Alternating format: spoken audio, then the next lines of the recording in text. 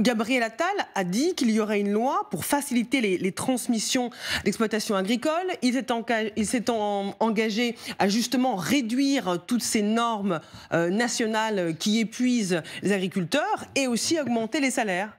Il y a eu Oui, des engagements. je suis bien d'accord avec vous, mais il y a qu'un malheur, c'est qu'ils ne l'ont pas fait avant.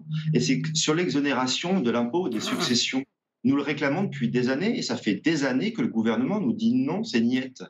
Donc à un moment donné, il faut être logique, il faut être droit dans ses bottes. On ne peut pas et refuser nos propositions qui vont dans le bon sens pour les agriculteurs et qui sont demandées par le monde agricole, et en même temps dire on va le faire. Ça fait 7 ans qu'ils sont au pouvoir, ça fait 7 ans qu'ils ne le font pas. Et puis Gabriel Attal, c'est bien gentil, il nous fait que de la communication. On le voit aujourd'hui avec son déplacement où il s'adresse à 150 Français. Excusez-moi, d'une part, sur le fond, moi, ça me rappelle très clairement les grands débats qui avaient débouché sur quoi? Bien sûr rien, concrètement.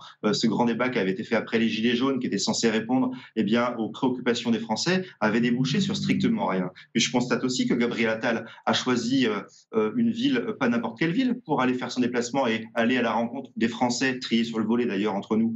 Il a choisi une ville où Emmanuel Macron fait 67%. Il a choisi une circonscription électorale dans laquelle il y a un député de la majorité présidentielle. Moi, j'invite Gabriel Attal à venir chez moi, dans ma circonscription, dans le Gard, et je lui ferai rencontrer des Français qui lui diront ces 4 vérités, et on verra s'il aura les réponses. Le message est passé. Merci Yohann Gillet, vice-président du groupe RN à l'Assemblée et député RN du Gard.